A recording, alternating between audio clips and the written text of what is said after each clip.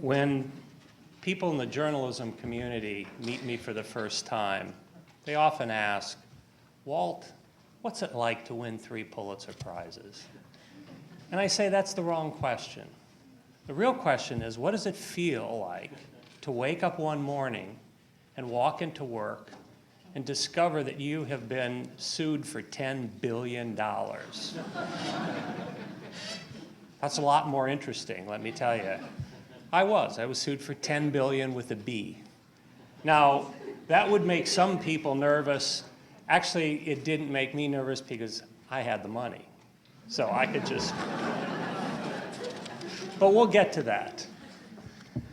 I went to a university where I was one of 35,000 students.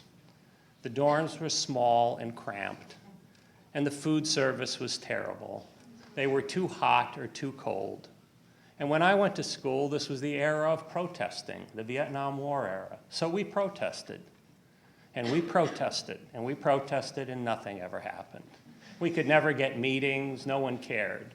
Why? Because we were just a face, one face out of 35,000 people. And why, as a big university, should I care about you? About that time, I went to work for the student newspaper. I had no background in journalism, had never written before, didn't consider this in any way a career. I went to the paper because I wanted the paper to pay for me to go to an anti-war conference, which I couldn't afford to go on my own dime. So I said, well, I'll write you something if you send me. So that's how I got into journalism. But when I came back, one of my first assignments was to cover a heroin bust in one of the dorms on campus. And I was told, well, call up the residence halls, the heads of, interview them. And I said, they're not going to talk to me. I mean, they've never talked to me before. I can't, there's no way they're going to come to the phone. I'm just a student. I said, call. So I called. I called as a member of the newspaper, as a reporter. And all of a sudden, there's a completely different tone. Hey, Walt. Hey, where are you from, by the way, Walt? What's your major, Walt? How do you like it here in Madison? And I'm thinking, what's going on here? And they couldn't have been, nicer. And then, they gave me what I needed, and I hung up, and I turned to somebody who'd been around longer than I had been, and said, it's really strange that they acted that way. And they said, oh, Walt, that's because they want to spin you. Every parent is going to be reading about this article. And you're an important person now because, if they can spin you and get you to write what they want, they might be able to save their jobs. And parents won't be thinking, oh, I'm sending my kids to a school where there's heroin trafficking going on. So suddenly I was no longer a face in the crowd. Suddenly I had power. And it was a weird feeling. But I liked it. I really liked it because I'm a working class kid from Gary, Indiana. I never had power at all. No one ever listened to me. All of a sudden they were listening. I also learned that power comes at a price. There were 2 students that were shot dead on Jackson State campus, and I went to cover that. Nobody really was covering this story. The Kent State murders during the war, the shootings occurred, everyone covered that. They were 4 white kids. These were 2 black kids and a black campus. And I went down there because we thought that this is the kind of story that our paper should cover. And I went down there and I called up the student editor, black editor, and we walked together and he was showing me. And as we walked down the street, the Mississippi National Guard had been called out before then.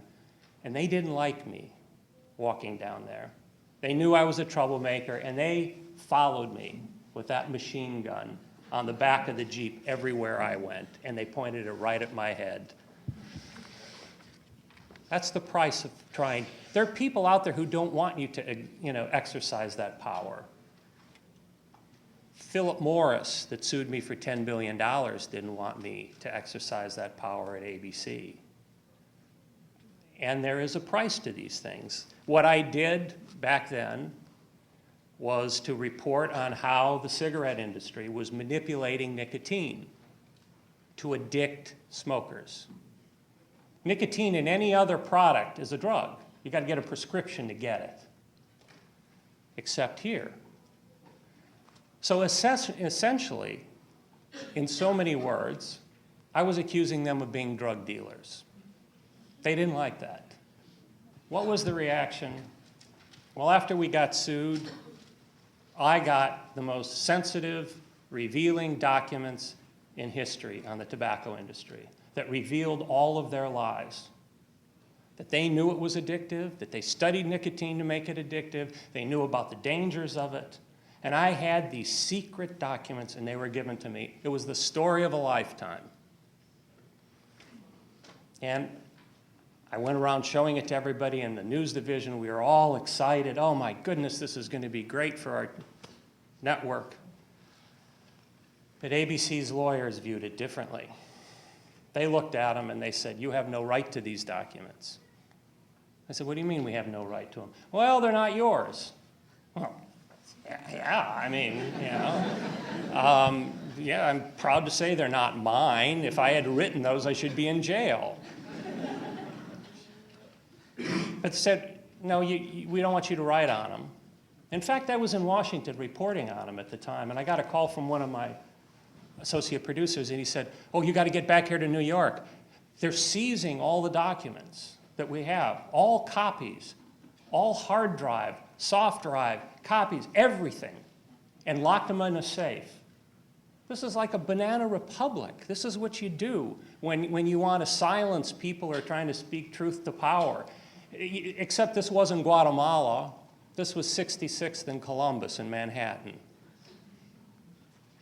And they told me that you can never, no one will ever report these documents. They're too sensitive. No one has a right to them, and no one will report them. 2 weeks later, it was on the front page of the New York Times. Oh, by the way, they also told me when I had and they seized all the documents, they said, so all my sources started faxing me the documents again. And so the order went out, you are not to accept faxes. Think about that for a moment. When I got to unplug the machine? That's how crazy it was. When Mario Cuomo retired as governor, I saw an interview with him, and it really affected me. And he was talking about life and about careers and how fortunate he was to have found something he loved to do.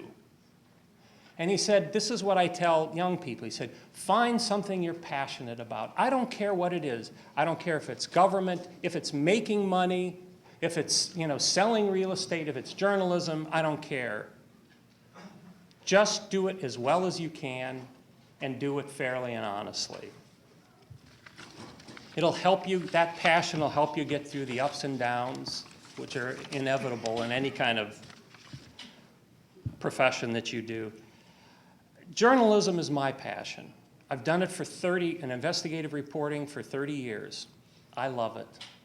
It's fun to me. I don't view it as work. We have this power, so we have to use it wisely. We have to use it on subjects that matter, on topics that matter. We've got to challenge the conventional wisdom and get away from investigating the petty scandals, which are really the low-hanging fruit. We have to be responsible in our use of that power. Getting a story by any means is not acceptable. As a former political science major, I studied power, the nature of power and its uses. And one thing I learned, if you have power and you choose not to use it, it's equivalent to having no power at all. I think we're going to, in coming years, it's going to be the golden era of investigative reporting, because it's one thing that the blogosphere cannot do. It's one thing that citizen journalists can't do. There are certain skills that are required. And I believe that it will find its place. In a democracy, it must, it has to. And people will pay for that. And so Look, when I got out of school, I couldn't get a job. I started a weekly paper. I raised money and started a weekly paper. That's the good news. The bad news is I did it in Gary, Indiana, murder capital of the world. It really didn't have any businesses at all. And I realized, oh, advertising. You got to have advertising. Well, anyhow. But now you can do that without this huge expenditure of money. With the internet, there are so many opportunities out there. You just have to be creative. And there's so many different ways you can capitalize on this technology and find something you're passionate about.